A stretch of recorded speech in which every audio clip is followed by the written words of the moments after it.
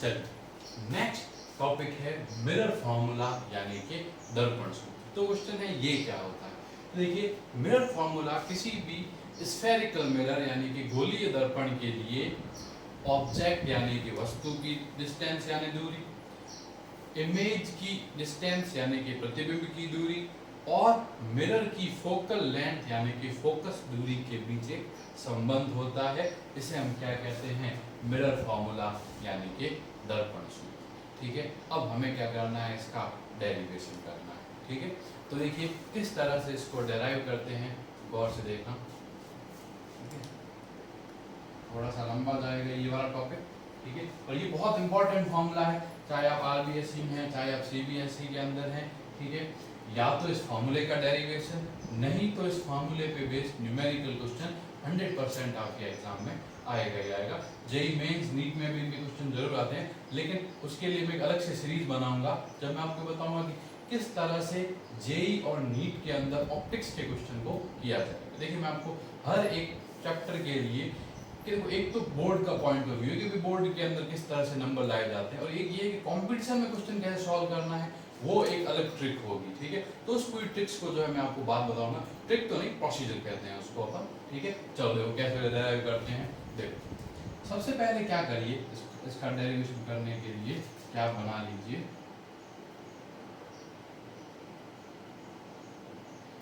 एक concave mirror यानी कि अवतल बना लिया, कोई दिक्कत नहीं। चलिए अब ये क्या बना लिया अपन ने, प्रिंसिपल एक्सिस यानी कि मुख्य अक्ष।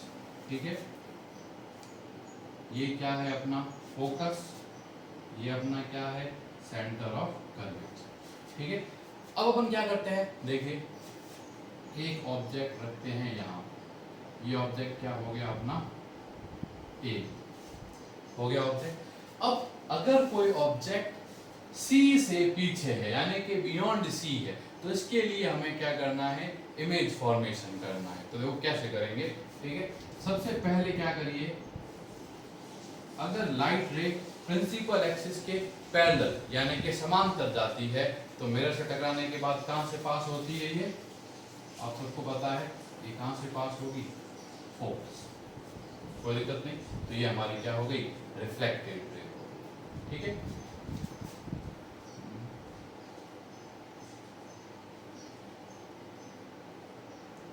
अब अगर ये ही लाइट रे ऐसे जाती हुई पोल पर गिरे, कहां गिरे ये लाइट रे, पोल यानी कि ध्रुव पर, तो पोल के लिए क्या रूल होता है कि अगर ये वाला एंगल थीटा है यानी कि जो इंसिडेंट रे है इसका एंगल थीटा है, तो रिफ्लेक्टेड रे का एंगल भी कितना होता है, थोड़ा सा बना देते हैं, ये वाला एंगल भी कितना हो जाएगा, थीटा। और देखो दोनों ने कहा कट करा, यहाँ कट करा, यानी ये अपनी क्या बन गई, इमेज बन गई ए डैश बी डैश। तो यही रूल होता है कि जब कोई ऑब्जेक्ट सी के बियॉन्ड होता है तो इमेज कहाँ बनती है, सी और एफ के बीच में बनती है। तो देखो ए बी हमारी क्या थी, ए बी हमारा क्या था, ऑब्जेक्ट, और ए डैश बी डैश हमारी क्या बन गई, इमेज। ठीक है, अब देखो अब हम क्या है, किस तरह से इसको सॉल्व करेंगे। देखिए ये एंगल थीटा, ये एंगल, कोई दिक्कत नहीं। ठीक है, इस वाले पॉइंट को अपन क्या करते हैं, एम बोल देते हैं। ठीक है, ये वाला जो पॉइंट है इसको अपन क्या बोल देते हैं, एम, कोई प्रॉब्लम नहीं। ठीक है, अब सबसे पहले आप देखिए इन ट्राइंगल, ठीक है, पहले आप ये देखिए ए पी बी एंड, ए, ये पी और ये बी, और दूसरा ए डैश पी बी डैश।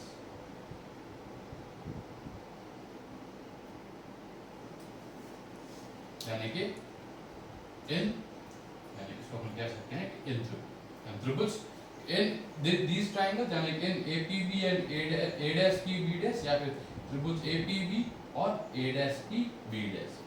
ठीक है, तो देखो दो ट्राइंगल हैं, आप देखिए इन दोनों ट्राइंगल को, ए पी बी और ए डैश पी, कोई दिक्कत नहीं यहाँ तक। चलो अब देखो,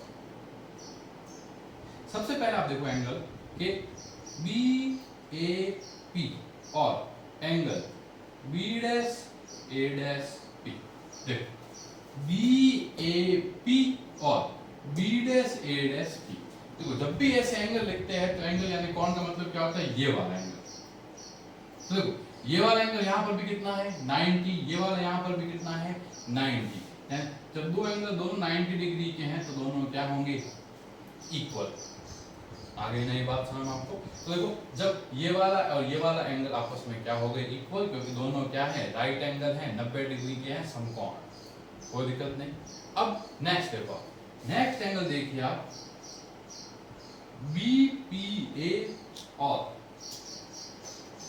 B dash P A dash. देखो बी पी ए कितना है ये एंगल, ठीक है। B dash P A dash ये भी कितना है, ठीक है। तो देखो ये दोनों इक्वल हैं, लेकिन इसके लिए लॉ क्या लिखेंगे, इसके लिए नियम क्या लिखेंगे, तो अपन लिखेंगे एंगल अबाउट पोल, यानी कि ध्रुव के सापेक्ष कोण। तो देखो एंगल ऑफ इंसिडेंस और एंगल ऑफ रिफ्लेक्शन जो है पोल के लिए दोनों क्या होते हैं, इक्वल, कोई दिक्कत नहीं। अब एक रूल होता है जो कहता है कि बाई ए यानी कि ए से, ए मतलब एंगल एंगल। अब एंगल मतलब अब ये क्या रूल होता है कि देखो अगर कोई दो ट्राइंगल हैं यानी कि दो त्रिभुज हैं, उनके दो करस्पॉन्डिंग एंगल यानी कि दो संगत कोण अगर समान होते हैं तो दोनों ट्राइंगल, दोनों त्रिभुज सिमिलर यानी कि समरूप होते हैं। क्या होते हैं वो, सिमिलर यानी कि समरूप। अब तो देखो ए भाई ए से क्या हुआ कि ये वाला और ये वाला ट्राइंगल क्या हो जाएंगे, सिमिलर हो जाएंगे यानी कि समरूप हो जाएंगे। तो अपन क्या बोल देंगे कि triangle A P B similar होगा triangle A dash P B dash. Clear हुई यहाँ तक ही। अब क्वेश्चन है कि सिमिलर होने का मतलब क्या हुआ। तो देखो सिमिलर होने का मतलब ये होता है कि इनके करस्पॉन्डिंग साइड्स का रेशियो सेम रहेगा, यानी इनकी जो संगत भुजाएं होगी उनका अनुपात क्या होगा, समान होगा। अब यानी देखो दो ट्राइंगल हैं, उनकी क्या होनी चाहिए, कौन सी साइड्स, करस्पॉन्डिंग साइड्स, यानी कि जो संगत भुजाएं हैं उनका अनुपात क्या होना चाहिए, सेम। अब देखिए कैसे करस्पॉन्डिंग साइड देखी जाती है। तो देखो यहाँ पर ए बी, अब देखो ए बी यहाँ पर कौन सी साइड है जो एकदम सीधी खड़ी है, कौन से ट्राइंगल में, ए पी बी के अंदर। तो देखो उसको मैं क्या लिख देता हूँ यहाँ पर ए बी अपॉन, अब देखो इस ट्राइंगल यानी कि ए डैश पी बी डैश में एकदम सीधी खड़ी वाली साइड कौन सी है, ए डैश अपॉन बी। कौन सी साइड है, A dash upon B dash, यानी कि A B upon A dash B dash ये किसके इक्वल होगा। तो देखो गौर से देखो जो ये वाला ट्राइंगल है इसमें देखो यहां P से लेके A तक की डिस्टेंस कौन सी है, PA, कोई दिक्कत नहीं भाई। यहां इस ट्राइंगल में कौन सी साइड दे रही, PA। अब देखो PA किस किस के बीच में है, थीटा और 90, कोई दिक्कत नहीं। ये वाला एंगल थीटा और ये 90, इन दोनों के बीच वाली साइड कौन सी है, PA। तो देखो दूसरा ट्राइंगल कौन सा है अपना भाई, ये वाला A डैश, हाँ ए डैश पी बी डैश। इसमें देखो कि थीटा और 90 की सारी साइड कौन सी है, पी ए डैश। तो ये किसके बराबर आ जाएगा, अपॉन में पी ए डैश के, और इसको अपन क्या बोल देते हैं, इक्वेशन नंबर 1।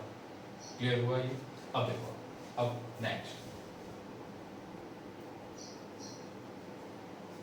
ठीक है यहां तक क्लियर हुआ। अब देखिए अब सेम अपने को यही करना है, क्या फिर से दो ट्राइंगल लीजिए। एक ट्राइंगल मैं लेता हूं अब की बार पी एम और एफ, ठीक है ओके, मैं इसको एम पी एफ, ठीक है, एंड ट्राइंगल। एक तो कौन सा ले लिया अपन ने, MPF, और एक अपन कौन सा लेते हैं, B dash A dash F, B dash A dash F, ठीक है।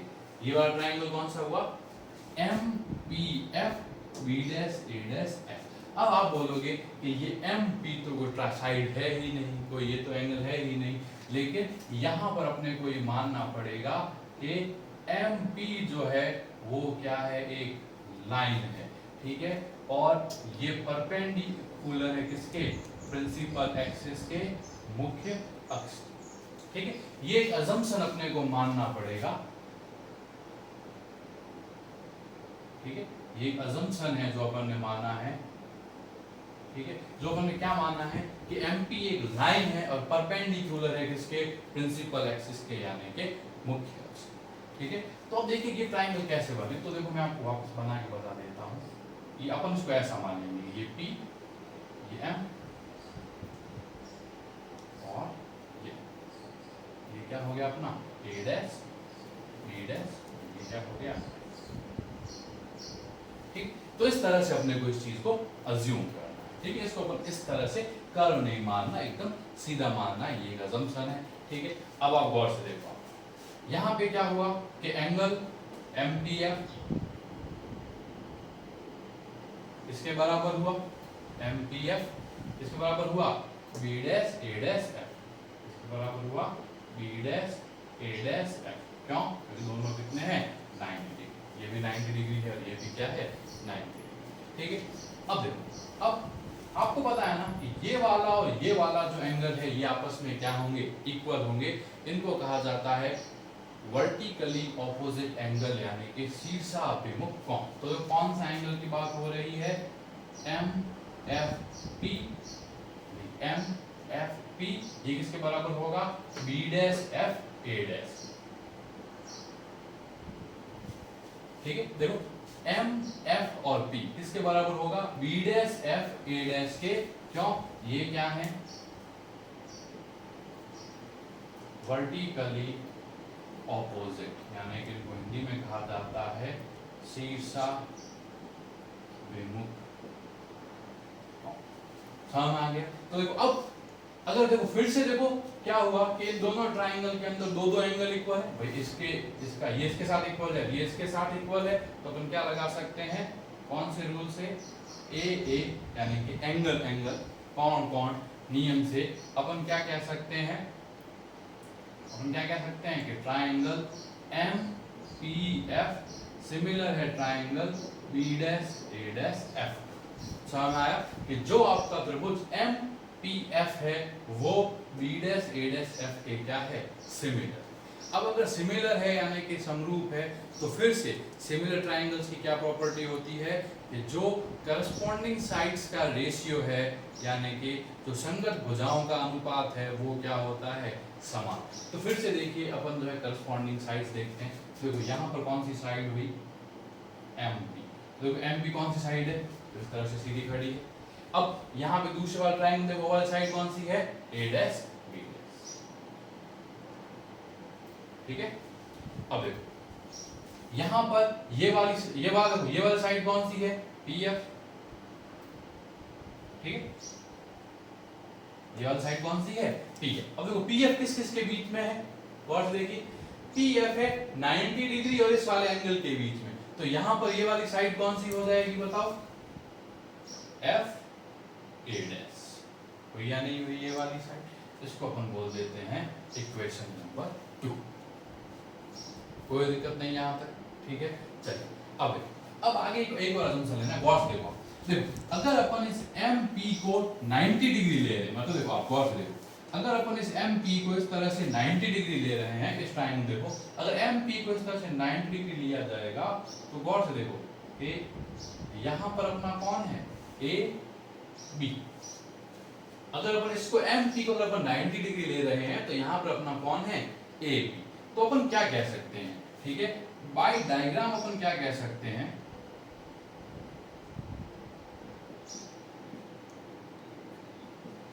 अपन क्या कह सकते हैं कि APMB क्या है, रेक्टेंगल है, यानी कि क्या है आपका आयत। ठीक है, देखो वैसे भी एक प्रॉपर्टी होती है क्या कि देखो देखो ये वाली चीज इसके पैरेलल है, ये वाली चीज इसके पैरेलल, यानी कि ये इसके समांतर है, ये इसके समांतर है, यानी ये क्या हो गया एक पैरेललोग्राम यानी कि समांतर चतुर्भुज हो गया। अब रूल ये है कि पैरेललोग्राम का कोई भी एक एंगल 90 डिग्री होते ही वो क्या हो जाता है रेक्टेंगल हो जाता है, यानी कि आयत हो जाता है। तो हमें उतनी ज्योमेट्री में जाना नहीं है, हमें बस जो चीज गौर करनी है वो ये करनी है कि APMB एक रेक्टेंगल होगा, यानी इसका मतलब क्या है कि जो मेरा MP है उसको मैं क्या लिख सकता हूं, उसको मैं क्या लिख सकता हूं AB। ठीक है, तो देखो जो अपना ये MP है इसको अपन क्या लिख सकते हैं AB लिख सकते हैं, कहने को बात इतनी है। ठीक है, अब अगर अपन MP को AB लिख सकते हैं तो बाय इक्वेशन 2 एंड 3 MP की जगह मैं क्या लिख देता हूं AB upon A dash B dash, ये किसके बराबर आ गया PF upon F A dash, ये मेरी क्या हो गई इक्वेशन नंबर 4। क्लियर हुई थी? ठीक है, कोई दिक्कत नहीं यहां तक। अब देखो, अब बाय इक्वेशन नंबर 1 एंड 4 अपन क्या कह सकते हैं, गौर से। इक्वेशन 1 क्या कहती है कि AB upon A dash B dash इसके बराबर है।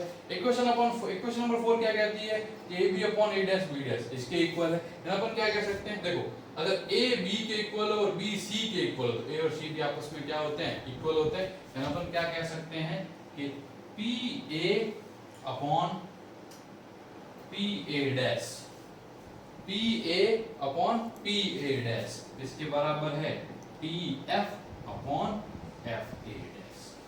कोई दिक्कत नहीं, PA अपॉन PA डैश इसके बराबर है PF अपॉन FA डैश। ठीक है, अब देखो, अब हम देखो यहाँ पे एक चीज देते हैं, गौर से देखो अपन ने क्या माना था सबसे पहले कि जो भी डिस्टेंस अपने को लेनी है वो कहां से लेनी है पोल से। तो देखो AB क्या है ऑब्जेक्ट की डिस्टेंस, तो देखो जो अपना PA है मतलब पोल से लेके ऑब्जेक्ट तक की जो डिस्टेंस है इसको अपन क्या लेंगे U, लेकिन किसके साथ माइनस के साथ। और देखो यहां से यहां तक की जो डिस्टेंस है जो दूरी है वो कितनी है U, लेकिन PA को अपन क्या लेंगे माइनस U, क्योंकि वो क्या है लेफ्ट हैंड साइड में। ठीक है, इसी तरह से यहां से लेके यहां तक की डिस्टेंस को अपन क्या लेंगे V, यानी कि PA डैश, P से लेके A डैश की डिस्टेंस को क्या लेंगे माइनस का V। तो हमारा डिस्टेंस तो V है लेकिन लेफ्ट में है तो किसमें लेंगे माइनस में। और नेक्स्ट इस तरह से PF यानी कि यहां से लेके यहां तक की डिस्टेंस इसको अपन लेंगे F, तो ये क्या हो जाएगा माइनस है। ठीक है, यानी अपने क्या पता चला कि ये वाली जो जो डिस्टेंस है इसको अपन ने क्या कर लिया लिख लिया कि PA क्या है माइनस U, PA डैश क्या है माइनस V और PF क्या है माइनस का F। अब अपन इस इक्वेशन नंबर 5 में सारी की सारी चीजों को पुट करते हैं। तो गौर से देखो ये क्या है PA की वैल्यू माइनस का U अपॉन PA डैश की वैल्यू माइनस का V। कोई दिक्कत नहीं, माइनस का U अपॉन माइनस का V हो गया। अब PF क्या है, गौर से देखो PF है अपना माइनस का F अपॉन, अब क्वेश्चन है कि FA डैश क्या है। ठीक है, तो अब गौर से देखिए FA डैश कैसे निकालेंगे। ठीक है, तो देखो ये P है, ये A डैश है और ये क्या है F, ये इस तरह से बना हुआ है। अब अपने को क्या चाहिए, यहां से लेके यहां तक वाला चाहिए, यही तो है अपना FA डैश। देखो ये क्या होगा, यहां से लेके यहां तक वाली डिस्टेंस उसमें से आप क्या करो इस चीज को माइनस करो। देखो इतने पूरे में से इसको गायब कर दोगे तो क्या बचेगा, यही बचेगा। यानी अपन क्या कह सकते हैं कि जो FA डैश होगा यानी कि आपका FA डैश होगा वो क्या होगा PA dash minus PF, PA dash minus PF, यही होगा अपना FA डैश। तो चलो पुट कर दो आप एफ ए डैश को अपने क्या पुट करना है, पी ए डैश, जो क्या है माइनस का वी, पी ए डैश क्या है माइनस का वी, और माइनस माइनस का पी एफ, और माइनस का पी एफ किसके बराबर है, माइनस एफ के बराबर। कोई दिक्कत नहीं यहाँ पे, ठीक है। अब देखो ये माइनस से ये माइनस क्या हो गया, कैंसिल, और देखो ये क्या बना, ये बना माइनस का एफ अपॉन ये माइनस माइनस क्या हो गया प्लस, तो ये हो गया एफ प्लस का, और ये क्या हो गया माइनस का वी, ठीक है। तो देखो क्या बना, इधर क्या बना u अपॉन v, दोनों प्लस के, इधर क्या बना माइनस का f upon f minus v। अब आप क्या करो, इसको यहाँ मल्टीप्लाई करो और इसको यहाँ मल्टीप्लाई करो, तो देखो ये क्या बना u into F minus V बराबर माइनस का f इंटू वी, माइनस का f into V into u into F minus. तो देखो ये क्या बना, ये बना uf माइनस uv बराबर माइनस का f, ये बना। अब आप इसे इधर ले जाओ, इसे इधर ले आओ, तो नेक्स्ट स्टेप में क्या बना uf प्लस fv बराबर uv, ये बना। इसे उधर ले जाएंगे तो प्लस क्या हो जाएगा, इसे इधर लाएंगे तो ये क्या हो जाएगा प्लस का, और पूरी इक्वेशन में आप डिवाइड कर दो uvf, यानी कि जो पूरी की पूरी जो इक्वेशन है ये वाली, इसमें uvf से क्या कर दीजिए आप डिवाइड कर दीजिए, भाग लगा दीजिए, तो देखो क्या बना uf upon uvf plus fv upon uvf बराबर uv अपॉन uvf। तो देखो u से u चला गया, f से f चला गया, ठीक है। तो यहाँ क्या बचा सिर्फ v, इस तरह से f से f चला गया, v से v चला गया, u से u चला गया, v से v चला गया। तो गौर से देखो यहाँ क्या बना 1 अपॉन v प्लस यहाँ 1 अपॉन v बचा, यहाँ ऊपर 1 बचा, यहाँ क्या बना u 1 upon v plus 1 upon u, और यहाँ सिर्फ और सिर्फ क्या बना 1 अपॉन f, ठीक है। तो 1 upon v plus 1 upon u बराबर 1 अपॉन f, ये वाली जो चीज है ये क्या कहलाती है, मिरर फॉर्मूला कहलाती है। समझ में आ गया। तो देखो ये क्या है, ऑब्जेक्ट की डिस्टेंस, इमेज की डिस्टेंस, ऑब्जेक्ट की डिस्टेंस और फोकल लेंथ के बीच में रिलेशन है, यानी कि प्रतिबिंब की दूरी, वस्तु की दूरी और फोकस दूरी के बीच में एक संबंध है। तो आप क्या करिए, वीडियो को पॉज करिए और पूरा का पूरा जो ये बोर्ड पे लिखा हुआ है इसको आप अपनी रफ कॉपी में लिख लीजिए, नोट डाउन कर लीजिए, ताकि आपकी प्रैक्टिस हो जाएगी, फेयर नोट तो आपको मिलेंगे, ठीक है। अब इसके बाद इस टॉपिक में एक जो चीज बाकी रह जाती है वो अपन कंप्लीट कर लेते हैं, ठीक है।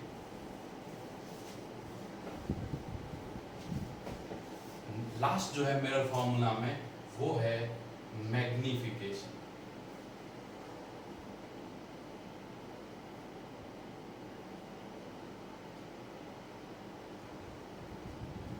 यानी कि आवर्धन, ठीक है। नेक्स्ट क्या हेडिंग है, मैग्निफिकेशन यानी कि आवर्धन। तो क्वेश्चन है मैग्निफिकेशन क्या होता है, आवर्धन क्या होता है। तो देखो इसे अपन कहते हैं m डैश, तो नहीं m, ठीक है। ये क्या होता है, ये होता है size of image upon size of object, यानी कि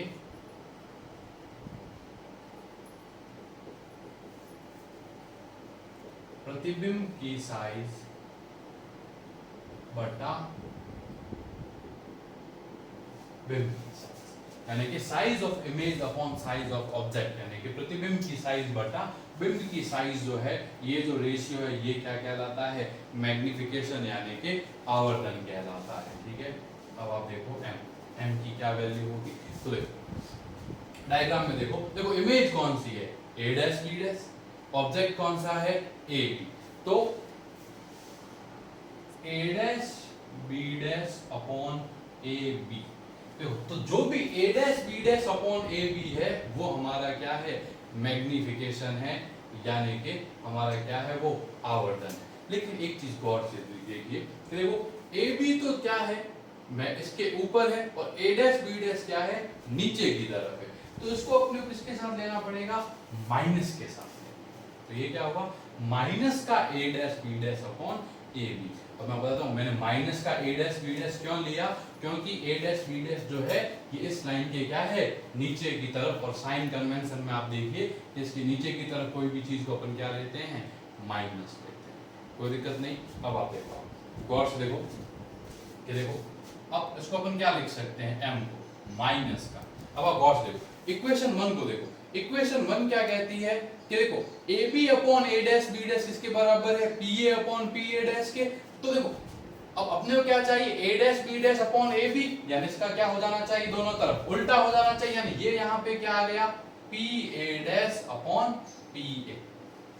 वापस सुन लीजिए कि देखो वो जो इक्वेशन नंबर 1 है वहां पर वो क्या कह रही है कि A B upon A dash B dash इसके बराबर है, तो A dash B dash upon A B क्या हो जाएगा, इसका उल्टा कर दो। तो देखो यहाँ पर भी क्या आ गया, P A dash upon P ए। तो देखो ये क्या आया, माइनस का पी ए डैश किसके बराबर है, माइनस का v अपॉन पी ए किसके बराबर है, माइनस का u। तो इससे ये क्या हो गया, कैंसिल हो गया, और m की वैल्यू क्या आ गई, माइनस का v अपॉन u। ठीक है, m की वैल्यू अपनी किसके बराबर आ गई, माइनस का v अपॉन u।